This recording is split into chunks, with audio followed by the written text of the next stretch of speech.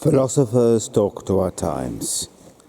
So how the heck do you survive when you wake up one morning and suddenly realise you're living in a gangster state and there have been a bunch of criminals for hundreds of years and those in charge? One of the things I think that is most interesting about AI is it is almost as if somebody has read Foucault, Discipline and Punish, and is trying to impose a new regime of discipline and punish upon the world, but top down, not bottom one up, one we all can see and rather resent, even as we are wondering if we are going to be forced to conform. But it's worth going back in order to understand this move to the original argument in Discipline and Punish, and to see how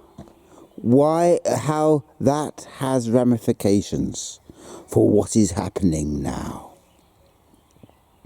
In Discipline and Punish, Foucault argues famously not that the aim of a disciplined society is to make everybody to conform to some sort of norm, some sort of standard version of humanity, all disciplined and punished. No, on the contrary. The entire point of discipline is not to create uniformity, because it doesn't do that. It's rather to catch everybody in the same web of protest. It is, if you like, to send them down little pipelines, so they end up in little places of their own.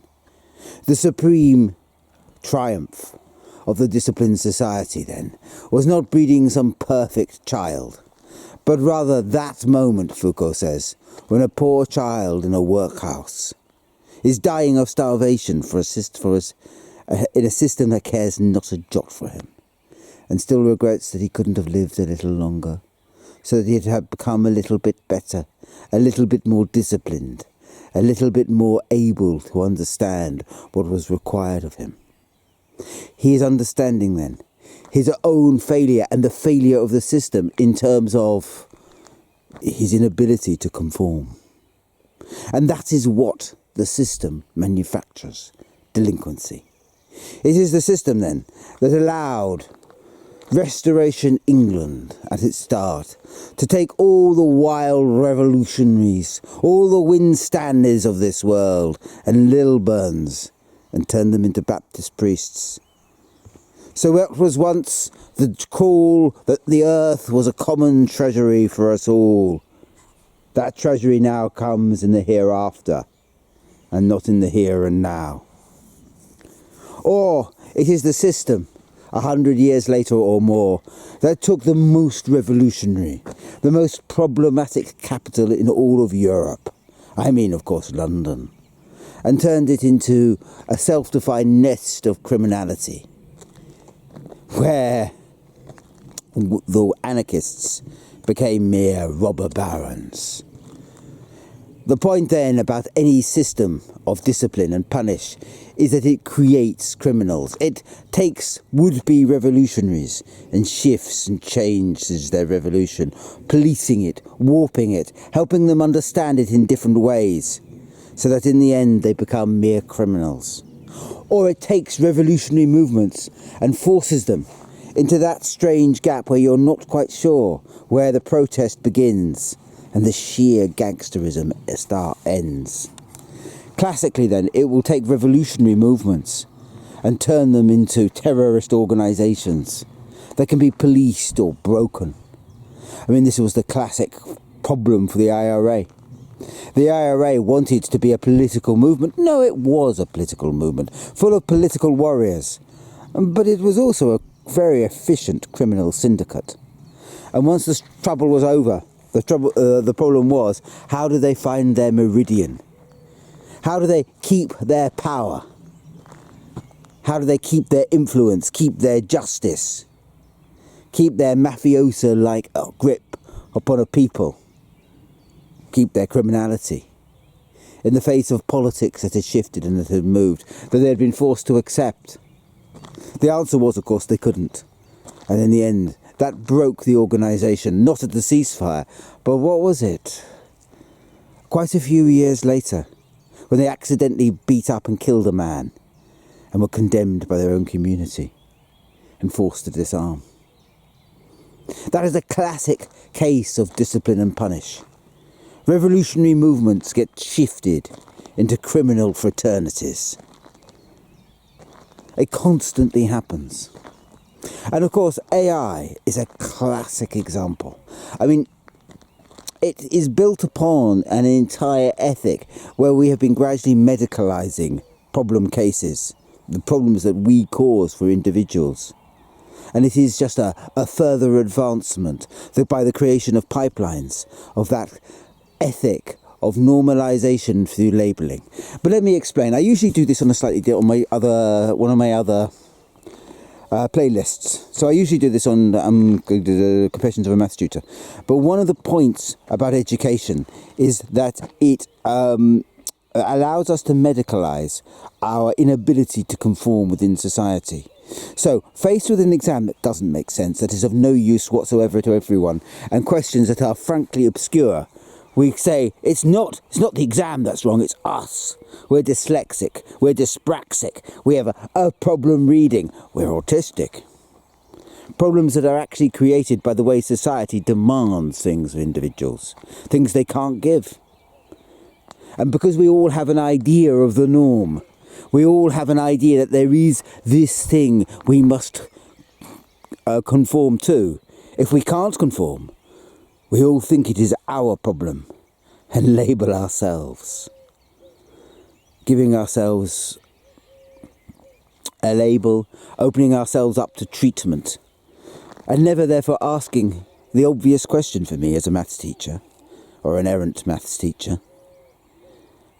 Are you sure it's just not that the system is no good? It might be them. It might not be you. I'm always rude about Freud, but my God, he has great phrases. One of his beautifulest is, before you take yourself to psychoanalysis because you think that everybody around you is an idiot, do check that you're not just surrounded by jerks. Before you medicalise yourself, make sure it's you and not the exam system that's the trouble. And of course, what AI does is it creates then, through algorithms, through constantly being able to monitor and to comprehend, not understand, notice, comprehend those that are watching it, and being able to modify how they understand the world. It creates then, out of a world which is unhappy with its unwinding. It's one of the rules I'm playing with that group of people who gets called Generation Xers. It's XZers, sorry. So my brother's children's generation, 2 removed from me, is that they loathe AI. I haven't met any that have liked it. Now, I live in a self-selected group. Of course I do. But these are folks who I don't know very well, and it is always one of the rules. They all think that AI is for the dogs. Why? Because they're very aware of what it is trying to do, of how it is trying to enforce certain sorts of normality upon their search patterns, on what they look up on the web, on how they understand that world, how they are how they are being cajoled, shepherded into a new norm, where we understand ourselves. Well, the norm itself is we understand ourselves as plugged into an AI system, as never quite masters of our own thoughts, as merely like a conductor in an orchestra where thoughts gets hypothecated elsewhere, and of course then gets taken over by the big corporations.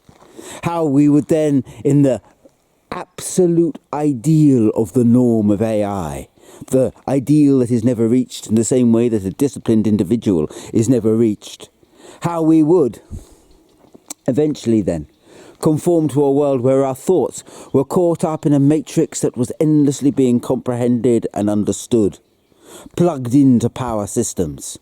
Be those power systems orchestrated by big state or big corporation. It is the wet dream of both. You couldn't put a whisker between Google and North Korea at this point. It is the same wet dream to be able to monitor thoughts, to control them. But more than that, if you can't control them, to understand how you don't control them, and therefore to create delinquencies. Those delinquencies, of course, are now always understood in terms of pipelines. Individuals then get siphoned off into certain ways to resist. The algorithm, the AI, quietly notes what they do and suggests other things that they might like. Is burning trackways then. Trackways in many brains, artificializing intelligence, collectivizing it, creating new kind of delinquency. So, a certain type of those who feel deeply unhappy with the way society is going. For we're all rebels now. Because, to be honest with you, nobody really nobody apart from large corporations approve of the top-down imposition of this model. And here, of course, it is worth talking about the contrast with the discipline and punish model. That model, Foucault says, kind of spontaneously erupted from a society that was faced for the very first time of coping with how to deal with living members of the community in a living species, how you dealt with the poor that didn't just die of plague, and that weren't given land anymore because the land had been stolen in the enclosures, how you managed their poverty across their lives. All of those were new problems, and discipline and punish erupted then as a way of understanding, of capturing rebellion. It had nobody pushing it. It represented 1,000 different moves by individuals all looking over the shoulder and allowing for what the others were doing. But AI isn't like that. AI is a clear, top-down imposed model. Imposed very quickly on a population that didn't ask for it and didn't particularly want for it. I don't know about you, but Google, since it stopped giving me actual proper searches and just tells me the piffle that AI wants to make up for me, I stopped using it. It is of no use whatsoever. And the problem is, the entire internet is going the same way. It is simply becoming useless to any inquiring mind because it is happening too quickly. But that's not the AI I fear, not the one I'm absolutely aware of. Because the point about the model that Foucault suggests, the point about what Palantir are doing, this top-down clumsy imposition of a new sort of normality, is that what it is really creating is a new sort of delinquency. And the point about this delinquency is it is much harder to spot. Much harder to see how AI is pulling our algorithms, creating careers of delinquency for us, creating revolutionaries into either conformists who support the Deform Party and therefore ultimately, or here in France, the RN, and therefore ultimately find a new way to be trapped. Their very delinquency will trap them back in the system and bind them tight to the world of AI, tying them tight to the world where they will conform to the norm by their very protest. But on my particular blind alley of the left, the clear move is being made, of course, once again, to confuse resistance with criminality. And new sorts of criminalities are being created. And of course, that's a very complicated thing on part of the state. Yes, you can say making protest illegal is clearly unjust. Absolutely. But by calling them all criminals, not only do you devalue, or anti-Semites for that matter, not only do you devalue their protest movements, but you also make them confront something about themselves that they're up against, their society, other than it. And more than that, you allow yourself to police them, and the policing itself will manufacture its own criminality, as you can always find out what people are doing. You can always find out whether they are criminals, whether they're dealing in dope. You can always marginalise them far more by creating them as criminals and pulling them out from the rest of the protest movements. We're all then being dragged down pipelines, all then us would-be delinquents, finding our new delinquents, our new sorts of labels in this brave new dystopia of ours. What can you do about it? Well, you can just not go online. But then, of course, you cut yourself off from the information that is there. But you have to, so for me, that was never quite an option. Far better to try and chart a course that simply won't conform, that refuses to conform to how the norm is wanting to set you. So yes, you turn off Google. Yes, you turn off anything that is obviously drip feeding you information. Yes, you turn off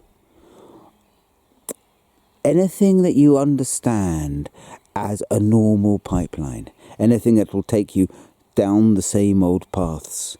But more than that, you endlessly try to challenge other people's pipelines. You see how delinquency has been manufactured around you and take your move and make your move against it. It's not just in turning yourself off, you see, you can resist. Because even if you were a perfect Buddhist up a mountain, not forced to conform to this new sort of normality, that won't save you if everybody else is. Rather, you have to understand how they are being radicalized, criminalized. Caught up in that delinquent matrix. In understanding it, you might be able to talk them out of it. You might be able to see how the networks are spreading out, how they are getting minds to plug in again and again and again. Humans are very good at talking to humans. In the end, we are better than computers, if we give the effort to it and know exactly who the enemy always are.